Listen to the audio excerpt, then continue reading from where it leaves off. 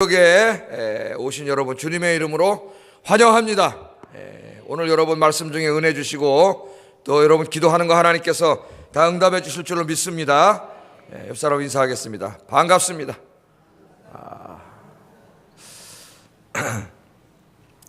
자, 오늘은 여러분 읽은 말씀 중에서 하나의 이야기죠.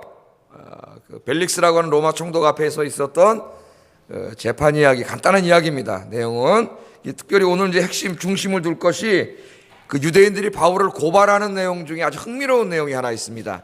5절 말씀인데 요게 좀 중심을 두려고 그래요. 자, 한번 읽어보겠습니다. 시작.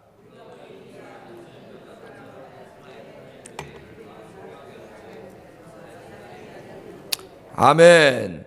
사도 바울을 고발을 하는데 뭐 이것저것 뭐 성전이 어쩌고 많은 얘기를 하는데 딱 하나 이야기를 합니다. 사도 바울의 특징을 굉장히 잘 잡아냈어요.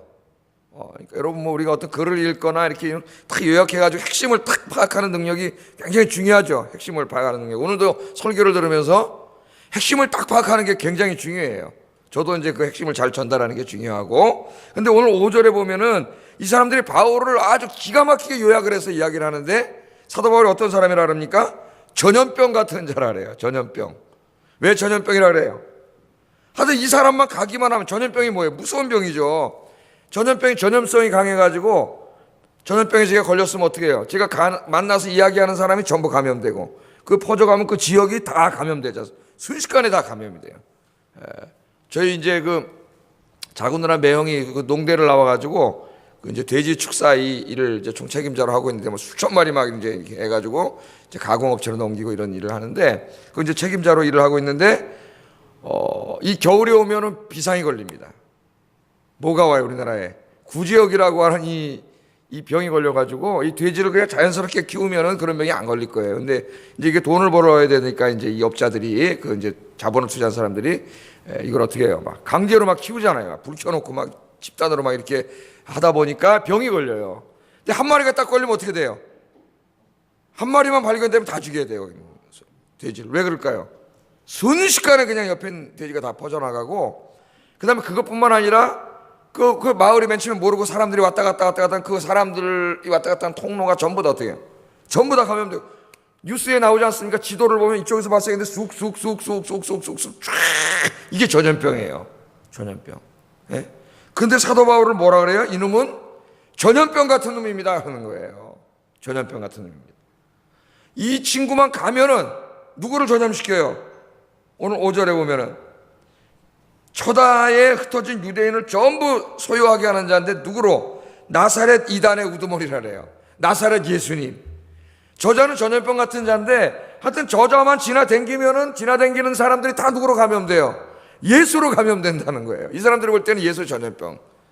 군대에서 이제 그 교회 다니는 사람을 기독교 환자라 그럽니다. 기독교 환자. 훈련소 갔더니 기독교 환자 집합 그러더라고요. 2주 동안은 안 보내주고 교회를 3주째 추수감사절 했어요. 제가 있을 때 겨울에 군대를 갔는데 기독교 환자 집합 그래가지고 그 기독교 환자들 나옵니다. 이게 환자라는 거예요. 기독교인들이. 이 전염병 같은 자라는 거예요. 순식간에 퍼져가는. 그러니까 바울이 가는 곳마다 만나는 사람마다 누구를 전염시켜요? 예수님을. 이게 전염은 좋은 말은 아닙니다. 그러나 상당히 그 유사성이 있어요. 이렇게 전도하고. 이 바울이 가는 곳마다 그러는 거예요. 만나는 사람마다. 여러분도 주변 사람들에게 저 사람은 전염병 같은 사람이야. 예수 전염병 버티는 사람이야. 그런 소리 들을 수 있기를 주의 이름으로 축복합니다. 네. 자, 오늘 이 말씀을 보면은 우리 새벽에 계속 이제 이 말씀을 묵상해 왔는데 3차 선교를 다 마치고 이제 예루살렘에 왔죠. 성령께서 가라 그랬잖아요. 사도 바울 보고. 바울은 로마로 가고 싶었는데 성령은 예루살렘으로 가라 그랬어요. 거기 가면 환난과 핍박이 기다리고 있지만 네가 거기 가서 할 일이 있으니까 거기를 가라. 그래서 이 바울이 그 이방 교회들이 거두어준 헌금을 다 가지고 옵니다. 예루살렘 교회 성도들에게 이제 줄 구제헌금을 다 3차 선교 때는 구제헌금이 중요한 사역이에요. 그걸 이제 들고 이제 그 사역을 와서 예루살렘에 왔죠. 예루살렘에 왔는데 뭐 그냥 아시아에서 온 사람들이 나중에 와가지고 바울을 모해가지고 저놈시키 막 성전을 더럽히고 율법을 지키지 말라는 놈이라 그러고 이래서 막 죽이려고 했는데 나중에는 하여튼 어느 정도까지 죽이려고 그랬어요. 바울을 죽이기 않으면 내 밥도 안 먹고 물도 안 먹겠다고 하는 사람이 40명. 이 40명이 칼을 찼습니다. 다. 여러분 깡패 영화에서 가끔 봤잖아요. 자객들. 예? 칼을 차고 이렇게 딱 지나가다가 그냥 길거리 지나가다 대낮에도 어떻게 해요? 푹! 쑥 가버리잖아요. 갑자기 욱 하고 죽는 거예요. 몇 명이? 40명이. 물도 안 먹고 밥도 안 먹겠다 그랬어요. 그러나 하나님의 은혜로 이 모의가 발각되게 해가지고 하여튼 여러분 공부한 대로 해서 이제 이 가이사랴라고 하는 곳으로 로마 총독부가 있는 곳으로 옮겨와서 이제 보호를 받고 있는데 여기까지 이제 쫓아옵니다. 오늘 보면은 1절에 보면은 닷새 후에요. 닷새 후에 대제사장 아나니아가 변호사까지 대동해가지고 바울을 고발해서 이제 죽이려고 이제 찾아온 거예요. 그런 이미 전례가 있어요. 누굴 죽였어요? 이런 식으로 해가지고 예수님을 죽였잖아요. 예수님 로마 재판정에서 죽이지 않았습니까? 그래서 총독부로 또 찾아온 거예요. 그때 총독은 빌라도, 지금은 누구예요? 벨릭스. 새로운 총독이 부임했는데 이 벨릭스를 통해서 죽이려고 또 찾아온 거죠. 찾아왔어요. 찾아와서 고발한 내용의 핵심이 아까 우리가 읽었던 이 5절에 이 전염병 같은 사람입니다. 전염병이 퍼지면 사람들 다 죽듯이 이자가 다 퍼지면 다 이단이 돼가지고 다 죽습니다. 큰일 납니다. 이렇게 막 이야기를 합니다. 그래서 오늘 제목이 예수를 전염시키는 사람이 됩시다. 누가 되자고요? 예수를 전염시키는 사람. 여러분 안에는 어떤 균이 있어요? 예수님. 나쁜 균이 아니라 전염병은 퍼지면 사람을 죽이지만은 여러분 안에 있는 예수님을 퍼뜨리면은 사람이 살아나고 생명이 살아나는 역사가 나는 줄은 믿습니다. 예? 여러분 우리 정말 그런 예수를 전염시키는 사람이 돼야 돼요. 여러분이 가서 사람을 만나고 이쪽 가고 또 저 사람 만나는데 아무 일도 일어나지 않고 평생 가야 한 사람도 전도하지 못하고 예수를 퍼뜨리지도 못하고 그럼 왜 심각하게 생각해 봐야 돼요. 우리 자신에 대해서. 사도 바울은 가는 데마다 만나는 사람마다 이걸 다 퍼뜨렸어요. 중세에 여러분 흑사병이라는 거 여러분 잘 아시지 않습니까? 흑사병. 여러분 흑사병이 왜 중세에 퍼졌는지 알아요? 중세 인구의 유럽 인구의 3분의 1이 죽었습니다.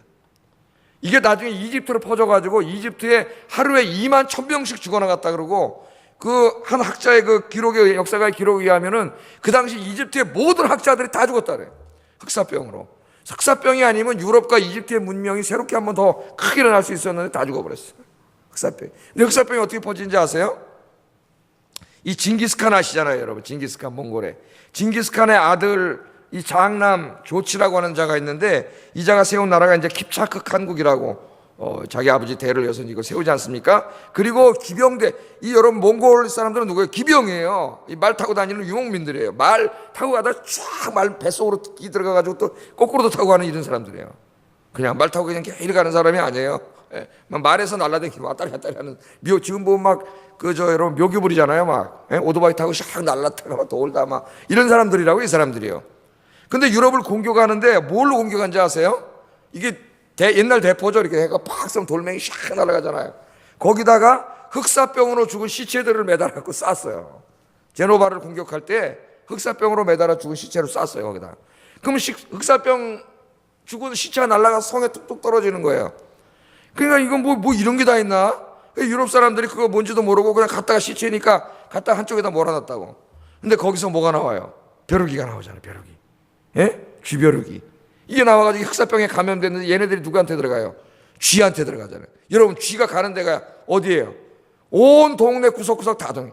흑사병에 감염된 쥐 새끼가 그냥 때가 돼가지고 그냥 온 유럽 동네를 다 가는 데마다 흑사병이 전부 그래갖고 다 죽은 거예요.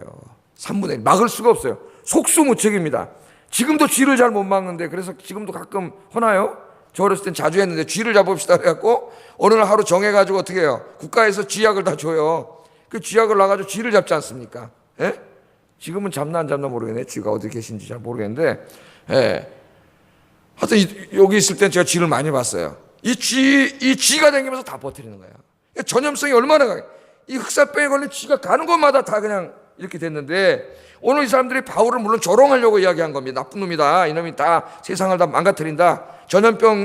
전염병으로 사람을 죽이는 이상한 이단을 퍼뜨려가지고 나사렛 예수가 부활했다고 하는 말도 안 되는 얘기를 퍼뜨려가지고 사람들에게 다 이걸 퍼뜨린다.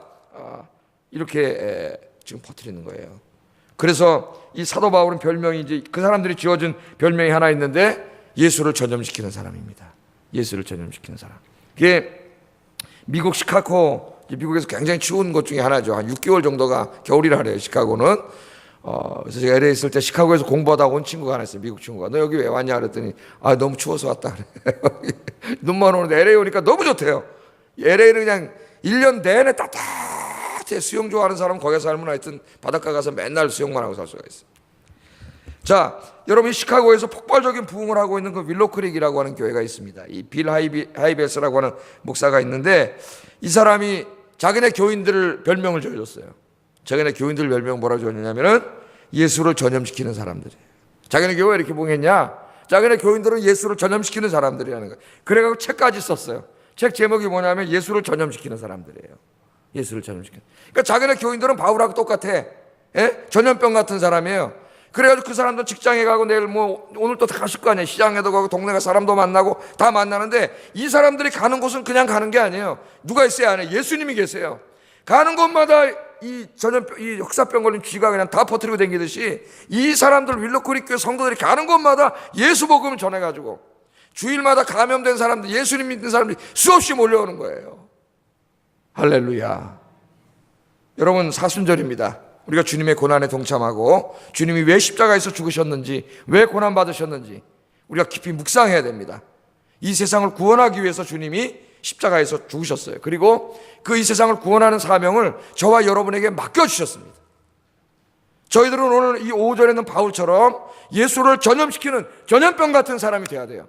전염병은 그 사람이 가는 곳에 반드시 퍼지게 되어 있습니다. 여러분, 진정한 예수 믿는 사람이 돼서 바울처럼 예수를 온 땅에 퍼뜨리고 수많은 영혼들을 구원하는, 여러분 가는 곳마다 만나는 사람마다 예수를 퍼뜨리는 우리 아영교회 성도들 되시기를 주의 이름으로 축복합니다. 여러분이 5절을 좀 이거 묵상하면서 기도 좀 하세요. 여러분도 그냥 설교를 맨날 일로 듣고 절로 듣고 또 전도하라 그러시는구나 이래가지고는 안 됩니다. 여러분, 하나님 앞에 우리 부끄러운 인생을 살아요. 그럼 평생 예수 믿어도 정말 나 때문에 우리 교회 나온 사람 누가 있나 한번 여러분 돌아보세요.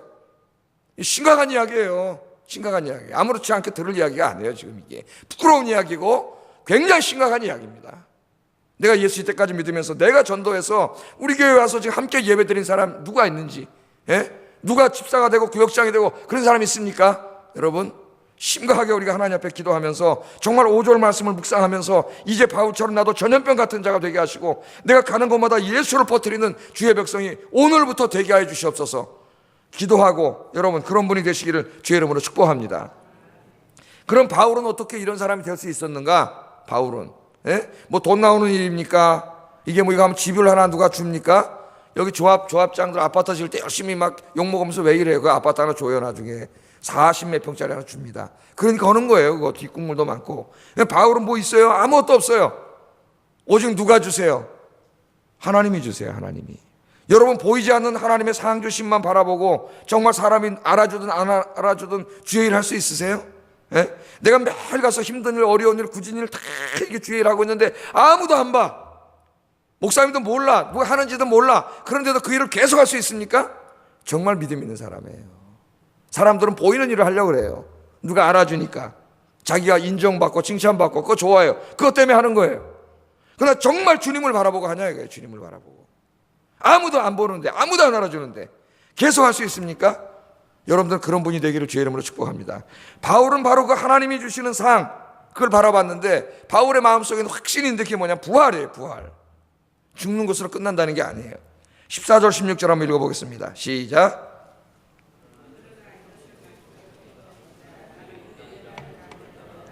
조상의 하나님을 섬기고, 크게 읽으세요. 율법과 선지자들의 글에 기록된 것을 다 믿으며 곧 의인과 악인의 부활이 있으리라 함이니이다. 이것으로 말미암아 나도 하나님과 사람에 대하여 항상 양심의 거리낌이 없기를 힘쓰나이다. 아멘. 성경을 읽을 때는 여러분 크게 읽으세요. 크게. 이게 하나님의 말씀이기 때문에 여러분이 입으로 고백되는 순간 하나님이 말씀하세요. 딴 생각하면서 그것을 이렇게 읽지 마세요. 그러나 이것을 당신께 고백하리이다. 크게 읽으세요. 하나님의 말씀. 그래 마귀 역사 안 하고 하나님 말씀이 머릿속에 싹싹 들어와요. 자, 오늘 이 24장을 계속 읽어보면은 고발을 막 했지 않습니까? 그러니까 이제 총독이 다 듣고 있다가 딱 이랬지. 이게 뭐 하는 거예요? 이렇게 했잖아요. 고개질 됐다 그랬잖아요. 이제 네가 변호해라. 그래, 변호해라. 그랬더니 바울이 나와서 변호를 하는데 자기를 변호를 합니다. 저 사람들이 말하는 건 다 거짓말이라는 걸 이야기해요. 논쟁하려고 이야기한 게 아니에요. 왜? 그나마 그게 다 사실이면 그나마 여기 와 있는 유대인 중에 믿고자 하는 사람도 안 믿어.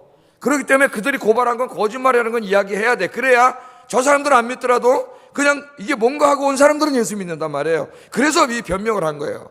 자기 변호를 다 하잖아. 나 여기 온 지 12일밖에 안 됐고, 그건 내가 성전에 들어가서 소요를 일으킨 적도 없고 본 사람도 아무도 없고, 있으면 증거를 대게 해봐라. 이런 얘기를 그래서 한 거예요. 논쟁하려고 한 거예요. 사도 바울의 인생의 법칙은 하나 뭐냐면 오직 복음을 위하여입니다. 오직 복음을 위하여. 고린도전서 9장에 새벽에 우리 공부를 했는데 오직 복음을 위하여예요. 그렇게 이야기하면서 은근히 지금 14절에 뭘 얘기해요? 난 그런 죄 진 적은 없고 오직 나는 뭐 성경에 있는 말씀을 다 믿고 난 뭘 믿는다고요? 나사렛 예수의 부활을 믿는 자입니다. 그 변호하는 그 기회도 지금 은근히 지금 총독과 여기 있는 사람들에게 뭘 전해요? 부활하신 예수님을 증거하고 있잖아요. 예수님의 부활을 이야기하고 있는 거예요. 나는 부활을 믿는 사람이고 그 부활이 사실이기 때문에 부활의 복음을 증거하고 있습니다. 그렇게 이야기를 합니다. 여러분, 이 바울은 누구를 만났어요? 자기 인생에 부활하신 예수님을 만났잖아요. 다마스커스로 가다가 부활하신 예수님 찾아와서 바울아 바울아 사울아 사울아 네가 어찌하여 나를 핍박하느냐, 이래서 부활하신 주님을 만났어요. 부활을 통하여 십자가에서 죽었던 저 나사렛 예수가 인간인 로마인 죄수가 아니고 하나님의 아들이구나, 이걸 깨달은 사람이에요. 그래서 이 바울을 보면 부활이 굉장히 중요합니다. 뭐 우리에게 다 중요하고 기독교에 중요하지만은 부활의 복음을 막 증거를 해요. 그래서 고린도전서 15장 32절 한번 찾아보세요. 고린도전서 15장 32절.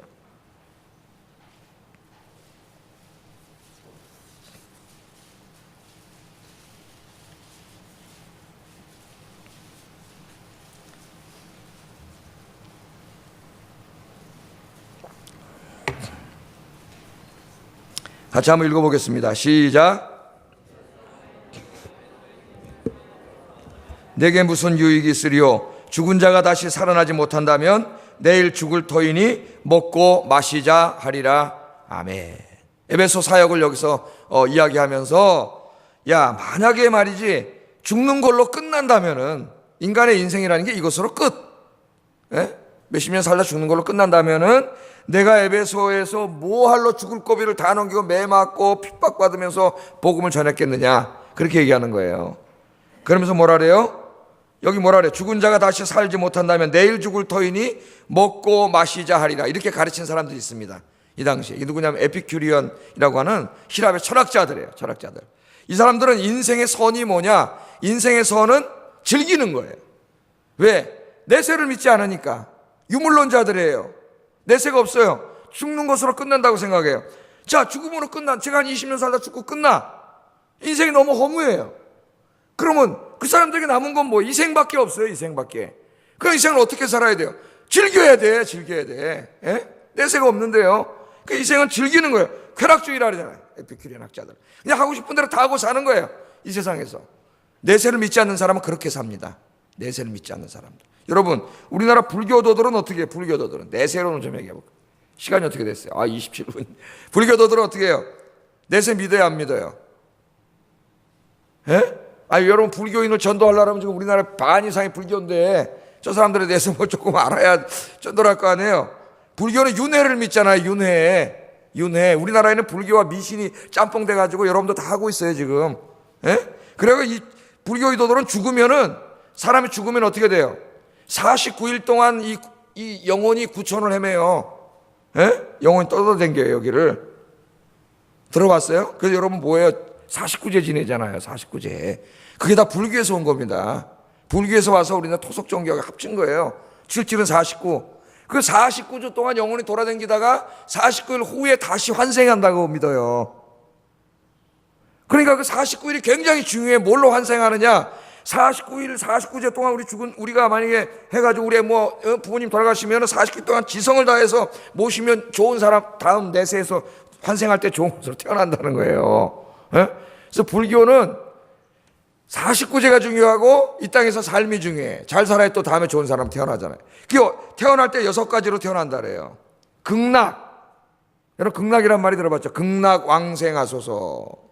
극락이 최종 목적지가 아닙니다, 여러분. 그렇게 하는 사람이 있어요. 우리 천국 최종 목적지가 아니에요, 불교는. 극락이 제일 좋은 곳이에요. 그 다음에 인간으로 태어나는 거예요, 인간. 우리 인간. 그 다음에 아수라. 아수라는 귀신이에요, 귀신. 아수라라는, 아수라 백작 그런 거 있잖아. 그건 뭐 저쪽이고, 아수라라는 말 들어봤죠? 아수라장이 됐다고. 이 귀신들의 귀신. 그 다음에 축생, 동물로 태어나는 거예요. 그 다음에 아귀. 여러분 영화에 보면 깡패들 이름이 아귀가 나오잖아요. 아귀 다툼만 다르죠? 맨날 싸우고 그런 귀신이에요. 근데 여기 보면 목이 하늘어 가지고 아무것도 못 먹고 빼빼 마른 이 귀신으로 태어나는 거예요. 그 다음에 마지막 제일 나쁘게 태어나는 게 지옥이에요. 지옥은 원래 기독교 용어가 아닙니다. 불교 용어인데 그냥 우리가 차용해서 쓰는 거예요. 이 6가지 중에 하나로 태어나. 극락에서 태어나도 죽어요. 또 죽어서 또 환생을 해. 그 사람들은. 그럼 불교의 구원은 뭡니까? 이 6가지로 태어나게 돼 있어요. 우리가 죽으면 불교도들은 그렇게 생각을 해요. 그러나 이 6가지 윤회의 사슬을 완전히 벗어나가지고 이걸 벗어나는 게 구원이에요. 다시는 이 고난의 세상에 태어나지 않는 거야. 그래가지고 어디로 가요? 힌두교하고 거의 비슷하게 자연의 일부로 돌아가는 거예요. 자연의 일부로. 그래서 어떤 스님이 돌아가셨다 그러면은 뭐 사리가 나왔다 그러고 해탈했다 그러잖아요. 해탈. 열반했다 그러잖아요. 해탈. 그 윤회 사슬에서 이제 벗어나가지고 자연으로 돌아간 거예요. 그래서 여러분 불교도나 힌두교 지식인들이 쓴 시를 보면은 어떻게 시가 나와요? 그 사람 내 사랑하는 그대는 죽지 않았습니다. 그는 지금 따뜻한 햇빛으로 이 산들산들 부는 봄바람으로 저 나무로 풀로 우리 곁에 존재하고 있습니다. 은혜 받지 마세요 여러분. 그거 불교도가 쓴 시예요. 힌두교도가 쓴 시예요. 시는 너무 좋아. 인생이 그렇잖아요. 그러니까 이거 계속 도는 거야. 윤회. 내세가 없어요. 내세가. 극락이 내세가 아니라 그랬잖아요. 우리 예수 믿는 사람들은 뭘 믿어요? 부활을 믿어요. 다 거짓말이에요. 거짓말 것들은. 여러분 인생은 한 번으로 끝나요. 무슨 태어나긴 뭘 태어나. 환생하긴 뭘 환생해. 한 번으로 끝나요. 이 땅에서 여러분이 어떻게 살았냐에 따라서 여러분의 영원히 결정돼요. 영원히. 할렐루야. 여러분이 오늘 이 새벽 이 시간도 굉장히 중요한 시간, 여러분 인생에서. 이런 것들이 다 합쳐져서 여러분의 영혼을 결정해요. 우리는 부활을 믿습니다. 우리 예수 믿는 사람들 언젠가 부활해서 주님의 심판대 앞에 설 날이 반드시 있는 줄로 믿습니다. 바울이 얘기하잖아요. 부활이 없다면 나도 에피큐리안 철학자들처럼 살았을 것이다. 부활이 없는데 죽음으로 끝나는데 새벽에 나와서 지금 잠도 못 자고 이러고 있습니까? 이 시간에 푹 자야지. 인생을 즐겨야 되는데 좀 이따 일어나가지고 또 먹고 마시고 즐기고 놀러가고 여행 다니고 인생을 다 돈도 거기다 다 쓰고 또 사 입고 맨날 이런 거 하다 또 이거 아니에요. 그런데 예수 믿는 사람들도 그렇게 사는 사람들이 있다는 거예요. 부활을 믿는, 부활을 안 믿는 거예요 사실은. 그냥 교회만 왔다 갔다 하는 거지. 정말 부활을 믿으면 그렇게 살 수 없습니다. 왜? 우리 인생에 대해서 잠시 잠깐 하면 하나님 앞에 서게 되는데요. 하나님 앞에 서서 우리 인생을 결산하게 되는데 바울이 얘기하잖아요. 나도 부활이 없다면 그렇게 살았을 텐데 부활이 있기 때문에 그렇게 살지 못하는 거예요. 우리가 부활해서 주님의 심판대 앞에 서서 하나님 앞에 여러분 우리 인생을 다 결산할 날이 있습니다. 결산할 날이. 그날에 여러분 주님 앞에 책망받는 이 약하고 게으른 종아 이곳에서 떠나라. 그렇게 해서 불못에 지옥불에 떨어지는 인생이 아니고 잘했다 칭찬받는 예수님 열심히 증거했구나. 주의 일 열심히 했구나. 말씀대로 살았구나. 새벽기도 열심히 했구나. 칭찬받는 우리 하나님께 성도님들 되시기를 주의 이름으로 축복합니다. 이 하나만 말씀드리고 오늘 설교 마치고 기도하겠습니다. 아프리카나 이런 지역에 가서 이제 그 에이즈나 또는 기근으로 죽어가는 사람들, 봉사하는 NGO 활동하는 사람들이 많이 있죠. 그 중에 이제 책을 써갖고 유명한 사람이 한비아라고 하는 사람인데, 그 사람이 어느 날 그런 얘기를 했습니다. 잠비아에 가가지고 하는데 에이즈에 걸린 아이들이 막 상처나고 감염되잖아요. 와가지고 이게 확 달겨들어. 자기를 보면 가서 이게 끌어안더라는 거예요, 아이들을. 근데 그 긴급 재난하는 구호하는 사람들 그 수칙이 하나가 뭐냐면 아이를 안지 말라는 거예요. 왜냐하면 감염되기 때문에 안전수칙이에요. 근데 아이들이 달려오니까 그걸 어떻게 안 안아주냐는 거예요. 안아줘야지. 그러면서 하는 말이 이런 말을 했습니다. 제가 이게 계속 이 머릿속에 들어와요. 우리 기독교인들과 목사들이 들어야 될 얘기인데 이런 얘기를 합니다. 반가워서 좋아서 신나서 내게 두 손 벌리며 달려오는 아이들을 내칠 수는 없다. 그렇다면 그게 무슨 긴급 구호 요원인가? 그냥 일하는 만큼 월급 받는 월급쟁이지. 그러다가 만에 하나 죽게 된다고 해서 아쉬울 것 없다. 긴급 구호 요원이 사우나 하다 죽으랴 현장에서 일하다 장렬히 전사해야 마땅하지. 이렇게 글을 썼어요. 제가 이 글을 읽고 너무 큰 그 부끄러움을 느꼈습니다. 감당을 느꼈습니다. 긴급 구호 요원이 사우나 하다 죽으랴? 현장에서 일하다 장렬히 전사해야지. 긴급 구호 요원도 이런 마음을 가지고 이런 일을 합니다. 목사가 이 몸뚱아리 하나 굴리다 죽으랴? 그러면 그게 무슨 목사인가? 주의 일하다가 목회 현장에서 죽는 것이 가장 영광된 거 아닌가? 하나님 그런 말씀을 저에게 하십니다. 나는 우리 그리스도인들도 마찬가지라고 생각해요. 우리 그리스도인들이 이 세상에서 복음을 전하기 위하여, 이 세상을 구원하기 위하여 무엇을 해야 하며 어떻게 살아야 하는가를 오늘 이분의 고백을 통해서 우리가 깨닫게 됩니다. 예? 그리스도인들이 내 몸뚱아리 하나 위해서 살고 이 땅에 집 한 채 짓기 위해서 집 하나 얻으려고 그러기 위해서 살다가 죽는다면은 진정한 그리스도인이라 할 수 없습니다. 그냥 그리스도인으로서 이 땅에 사는 목적을 그냥 돈 벌고 집 사거나 놀러 다니고 여행 다니고 이거 사고 저거 사고 맨날 그런 데 있다면 그 사람이 무슨 그리스도인이에요? 그리스도인 아니에요. 그 사람은. 이제 우리 바꿔야 됩니다. 우리 그리스도인들이 내 몸뚱아리 하나 위해서 살다 죽는다면 그리스도인이라 할 수 없어요. 이제 주님을 위해서, 복음을 위해서, 몸된 교회를 위해서 장렬히 전사하겠습니다. 그런 각오로 신앙생활하는 여러분 되기를 주의 이름으로 축복합니다. 기도하겠습니다.